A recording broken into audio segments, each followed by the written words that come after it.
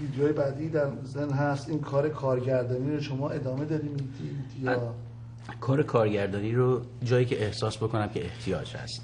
من تو تیمی که داریم کار میکنیم هر جاییش اگه به من بگن اینجا الان جارو بزن زمینو، اگه احتیاج بشه، اگه بخوام ماساژ احتیاج داشته باشم بچه‌ها بهشون ماساژ میدم. خب جایی که احتیاج نه حالا ماساژ رو اونها دیگه رو میذاریم کنار. کارگردانی شما این تجربه‌ای بود که خیلی دوست دارم. من از بچگی با عکاسی، با فیلم، با این چیزا بزرگ شدم. یعنی این اتفاق یا همینجوری نیافتاده که برم جلو دوربین و به دوربین بگم چیکار بکن. از بچگی با عکاسی بزرگ شدم. تو دانشگاه که درس می‌خوندم فیلم استادیز، فیلم تئوری، نمیدونم در رابطه با سینما و تئاتر خیلی درس خوندم، تجربه زیاد کردم. میوزیک ویدیوهایی هم که تا حالا بوده خیلی درش دخیل بودم. ولی هیچ وقت خب اسم خودم رو جایی نزدم، بخاطر اینکه احساس نمی‌کردم که دلیل داشته باشه. این دفعه هم نمی‌خواستم اسممو بزنم، ولی خب این دفعه بخاطر اینکه از اول تمام سناریو رو خودم شات بای شات همه رو نوشتم. کسایی که دور و برم بودن گفتن دیگه درست نیست که ننویسی، اینو تو کارگردانی کردی. کارگردانی رو خیلی دوست دارم. حالا کار بعدی بچه‌ها رو کار بعدی بچه‌ها به احتمال خیلی زیاد کارایی رو که خودم ایده دارم براش دوست دارم که کارگردانیشو بکنم. ولی اون چیزی که تو سرم هست، تصویری که تو سرم هست، من فکر کنم خودم میتونم تا یه حدی پیادهش بکنم. بخوایم به نفر دیگه بگیم امکان داره یه مسائل، یه دیتیل‌های کوچیکی وجود داره اونا رعایت نشه، بعد اون چیزی که می‌خوایم نمیشه. ولی من خودم رامین جون من چی بگم، اول خیلی ممنون که زحمت کشیدی. من تو کار کامران هنری که بگیم حالا عکس باشه، دوربین باشه، من کلا تو کار هنری بگن که داداشم هست خیلی چیزای سوالم ازش میکنم پشت پرده، ولی کار هنری چون دیدی که داره رامین، من ریسپکت، احترام بسیار زیادی براش داریم. ما چه عکس بخوایم بگیریم، چه فیلم برداری بکنیم، یه مشورتی همیشه من با رامین میکنم چون دیدشو باور دارم. و این پشت صحنه‌های این ویدیوهایی که ما ساختیم خیلیش رامین جون بوده، در جریان داستانش بوده و بالاخره اگر اسمشون نبوده یه جوری درگیر بوده با کامران هومن و کاراش. و خیلی از عکسای ما رو خانم آقایون که دیدین رامین جون گرفته. حالا خودش دوست نداره بگه من این کارو کردم، ولی تا اونجایی که واقعا مثل برادر کاری از دستش برمی اومده برای ما داداش کرده، خیلی کار دیگه هم کرده که الان خودش دوستای دیگه نمیگن. نه فقط برای کامران هومن، برای خیلی از کسای دیگه. ولی مخصوصا این ویدیو رو که دیدم رامین برای اولین بار با اینکه حساسیت به کار من و هومن نشون میداد، ولی دیدم اون وقتی همچین سوژه‌ای که حقیقت داره، این داستان حقیقت داره، خانم آقایون، رامین اومد اون دید و اون تعریفی که برای من کرد، گفتیم چجوری میشه الان اینو ما بریم به دیرکتور بگیم که چی میخواد، و اون تصویری که رامین بدون که ما ببینیم دیدیم همونجا، گفتیم چرا خب همین. من ساعت‌ها بدون که حرفی بزنم اشک ریختم. ولی من آدم خیلی احساساتی هستم و واقعا یعنی برای من به خاطر اینکه بچه 6 ساله دارم، 3 تا دختر دارم ولی یک کدومشون 6 سالشه، این اصلا یک لحظه اون صحبتایی که بین من و اون مادر شده بود، یعنی احساسی رو که شنیده بودم، یک لحظه نمیتونستم چیز بکنم. هیچ دایرکتوری نمیتونست مستقیم اون حرفایی که بین من زد هیچ جوری نمیتونستم منتقلش بکنم. صحبت سر این بودش یه مدتی شایعه شده بود، حالا یا شایعه یا حقیقت داشت که شما دارید سعی می‌کنید که در بازار آمریکایی یا در بازار به زبان انگلیسی آلبوم به بازار بدید یا سعی کنید که برید اونور خط. این تا کجا پیش رفته؟ ما الان چقدر امیدوار کننده است؟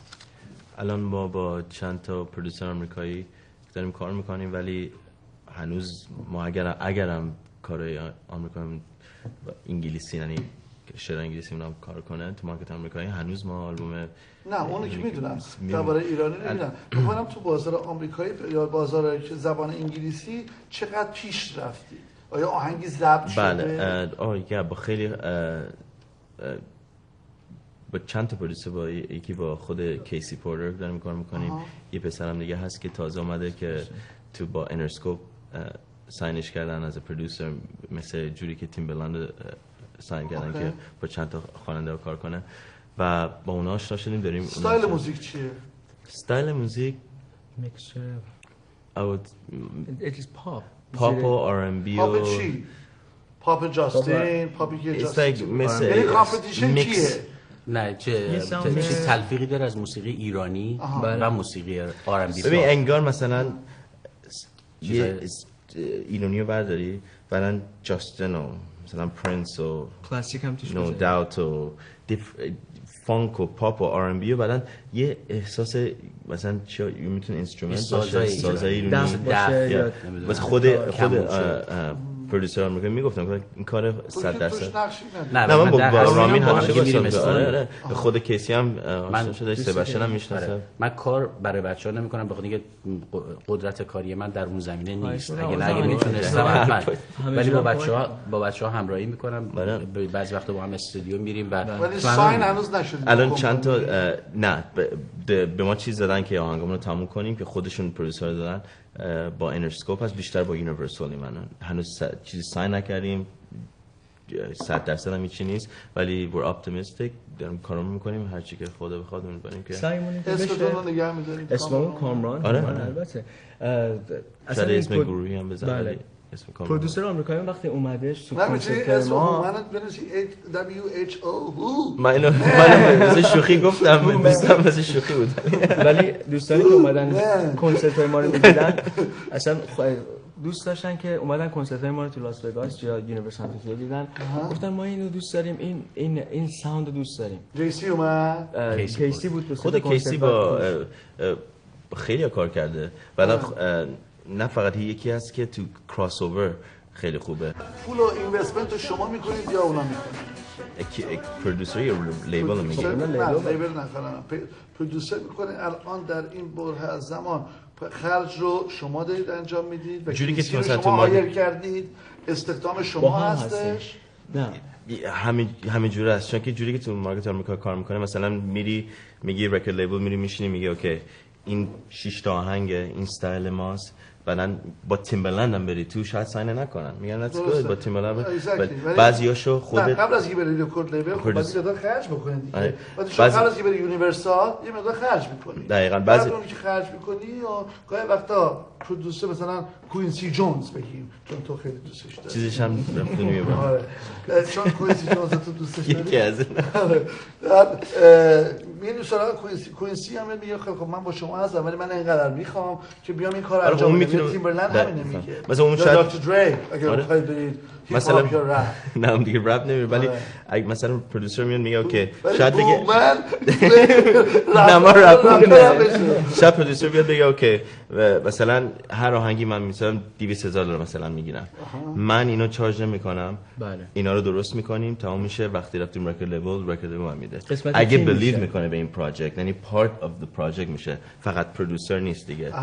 چون که الانم که وقتی سیدی میفروشن مثل اون موقع نیست که یه هفته 5 میلیون فروش بره، بیشتر تو مرچندایزینگ هم میرن، کنسرت ها میرن، وقتی لباس میسازن و خواننده. و خوشبختانه این دوستان باور این دیدن، یه تصویری دیدن، یه صدایی شنیدن و میگن ما باور داریم با شما یه تیم بشیم بریم جلو و ان شاءالله این دیل شما بگیره. دوئت یا نه با هم دیگه از گروپ چیزی که هومن، ولی خب شاید احتمال داره یه اسم بزنم، ولی اسم خواننده چیه؟ هومن اسم خواننده داره، اسم گروپ. ولی چیزی که جونز برادرز، جونز برادرز برادران جعفری، جعفری برادرز. چیزی که جالبه برای من که خیلی خوشحال هستم اینا اومدن موسیقی ایرانی مون رو شنیدن. رامینم ببینید به عنوان برادر بزرگی. آره رامینم نمیدونه، اونم خودش میدونه. خواهیم گرفت جونز برادرز الان میگی رامین، خود پرودوسرامون که وقتی اومدن گفتن که ما شوتون و موسیقی ایرانیتون رو شنیدیم، تازه دیدیم و ریاکشن کراود دیدیم، گفتیم واو، یعنی تو استایل وسترنایز ولی هنوز میدل ایسترن من ایرانیو میکس کردیم هم دیگه. کیسی پورتر با موسیقی ایرانی خیلی آشناست، خیلی نزدیک به جامعه ایرانی و دلیل اینکه از این بچه‌ها هم خوشش اومد بود به خاطر همین موسیقی ایرانی. چقدر یه کار مونده واسه این مسئله که این ما درگیر این آلبوم میتونه چند ماه طول بکشه، یه سال 2 سال طول بکشه، depends on شاید مثلا میگه اوکی ما الان interested هستن، بعد بریم بشیم آهنگا داریم تازه تموم میشه، ولی پرایورتیمون آلبوم ایرانیمون بود که تموم بشه، ویدیوشو درست کنیم که رو وقتم روم بذاریم. الان interested هستن انرسکوپ، جایو و چیز که جاستین تیمبرلینگ جایو هستش و بریتنی هم جایو. آره این رکورد لیبل وقتی آدم دیل میگیره شاید بگه بعد پروموشن هم بکنن، همه اینا رو باش تازه داریم شروع میکنیم، تازه شروع کردیم. به من گفتن با بعضی آرتیست‌ها 3 ماهه شده، با چند تا 1 سال و نیم طول کشید تا فاینال بشه. تازه هم اگر هم فاینال بشه خیلی خواننده‌ها فاینال شده ولی ریلیز نکردن.